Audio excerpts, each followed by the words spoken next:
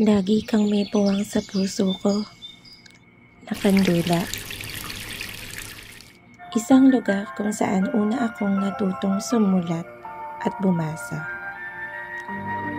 Nagturo sa akin kung paano tumayo sa harap ng pisara, kahit na may nginig ang pagsasalita.